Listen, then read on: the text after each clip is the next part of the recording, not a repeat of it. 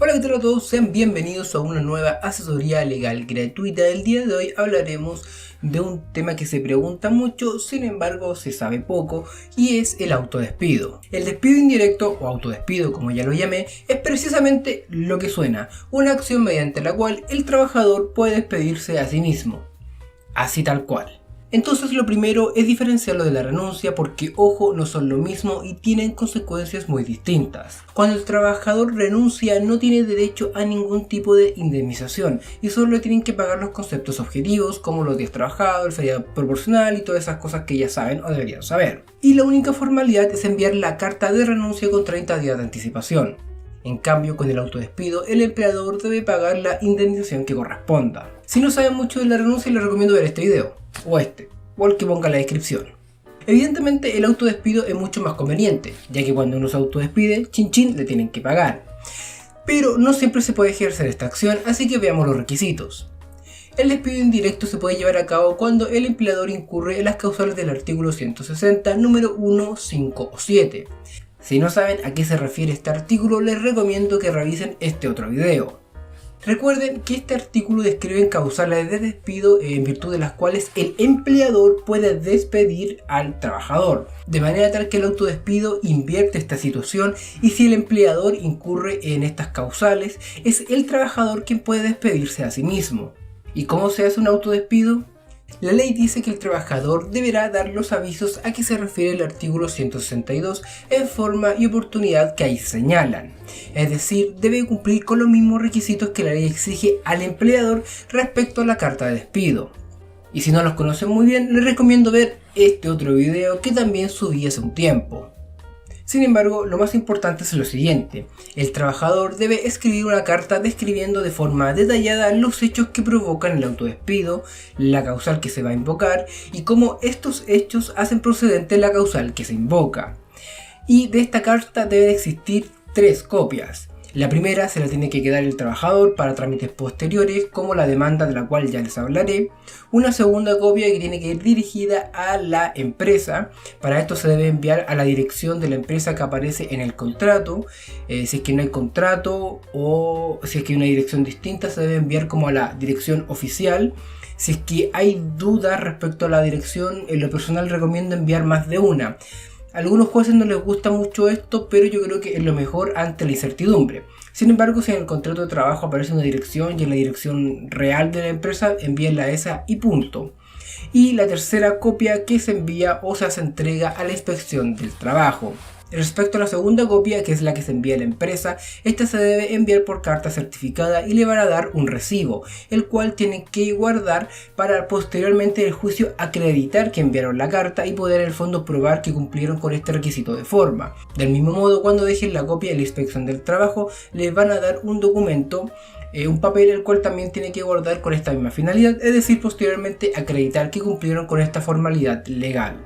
Y muy similar a la carta de despido, la carta de autodespido debe enviarse el mismo día en que el trabajador, se desvincula del trabajo o en los 3 días hábiles siguientes. Si se pasan de estos 3 días hábiles siguientes, ya no pueden hacer el autodespido y van a contar simplemente como faltas injustificadas y lo pueden despedir. Y ni siquiera se va a considerar una renuncia, así que pierden por todos lados. Y listo, ya están autodespedidos.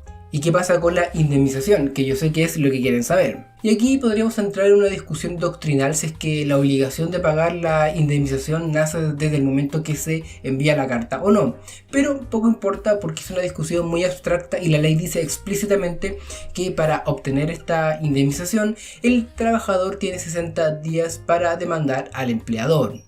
En todo momento recuerden que en esta oportunidad o en este caso en particular es el trabajador quien debe acreditar los hechos de la carta. Por lo mismo le decía antes que es importante guardar los recibos de la carta certificada.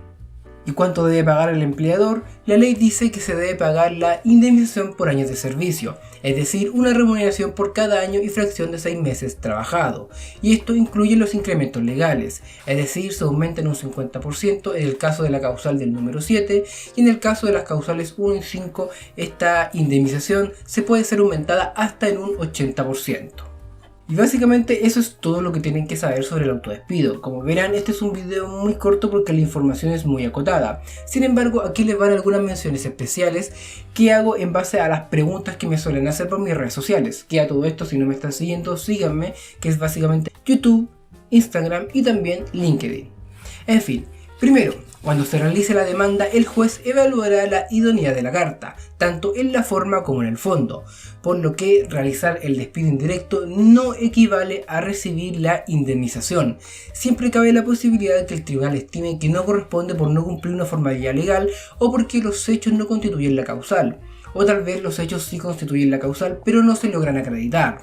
Y en caso de perder el juicio, se entenderá que la causal de término del contrato de trabajo es la renuncia. En palabras simples o en buen cristiano, si ustedes hacen el despido indirecto, pero luego pierden el juicio, se va a entender que ustedes renunciaron, perdiendo todos los derechos que ello conlleva.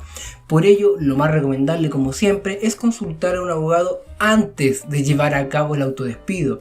Y además, usualmente somos los propios abogados los que redactamos las cartas y nosotros ya tenemos nuestros propios modelos y ese tipo de cosas. Y como les dije, suelen preguntarme mucho si se puede hacer un autodespido cuando hay vulneración de derechos fundamentales, acoso sexual, acoso laboral, incumplimiento relativo a la norma de la maternidad o del fuero. Y la respuesta es que sí se puede hacer el autodespido en todos esos casos y ya hay jurisprudencia, es decir, sentencias al respecto. Pero ojo, tengan en cuenta que todo ello está sujeto, como ya les decía antes, a la evaluación del juez. Entonces se puede hacer el autodespido, pero siempre se corre el riesgo de que o no se puedan acreditar los hechos, o por ejemplo que en el caso de la vulneración de derechos fundamentales sí se logra acreditar los hechos, pero el juez estima que los hechos ya acreditados no tienen la gravedad suficiente como para estimar una vulneración de derechos. Y en esos casos, como ya le dije, se entenderá que la causal de término del contrato es la renuncia. Raya para la suma, y para que les quede absolutamente claro, por todos estos motivos que ya la leí, sí se puede hacer el despido indirecto, pero no es llegar y hacerlo. Hay un juicio de por medio con toda la dificultad que ello tiene. Es decir, e insisto, porque esto lo voy a repetir muchas veces, consulten con un abogado antes de hacerlo, ya que este le va a decir, sí, hazlo y nos arriesgamos al juicio, le va a decir, sabes qué, no vale la pena porque es muy difícil ganarlo. No lo hagan a tontas y a locas. Sin embargo, no todo es tan malo, ya que el despido indirecto o autodespido suele hacerse en la gran mayoría de los casos por el no pago de cotizaciones, y en este caso en particular los tribunales suelen acoger las demandas. La gran mayoría se ganan, ya que es un incumplimiento que se puede acreditar objetivamente. Si es que no me pagan las cotizaciones, por ejemplo, de un año, presento las cártulas respectivas y digamos no hay mucho que hacer al respecto, no hay mucha justificación que valga. Así que si sus cotizaciones no están pagadas en tiempo y forma, consulte a un abogado, ya que es muy probable que se pueda hacer un despido indirecto y es muy probable que se gana. Y esta hipótesis o este escenario es sumamente interesante porque además del autodespido probablemente tal, también se puede demandar la nulidad del despido. ¿Qué es la nulidad del despido? Se estarán preguntando. Eso será tema del siguiente video, así que si quieren saberlo, ya saben, denle like a este video, suscríbanse al canal y activen la campanita para que YouTube amablemente les avise cuando suba video en el futuro, y síganme en mis redes sociales, sobre todo Instagram, que subo infografías actualizando la normativa laboral y un poco de derecho de familia. Los que me siguen saben que me entusiasmo más con laboral, familia y civil no tanto, pero hay que ver de todo. Y de vez en cuando comento algo de actualidad como para ir variando. Así que en este canal pueden encontrar de todo, por lo que no duden en suscribirse y nos vemos la próxima. La ley dice que el La ley dice que el trabajador deberá... ¿Qué pasa con la indemnización? ¿Y qué pasa con la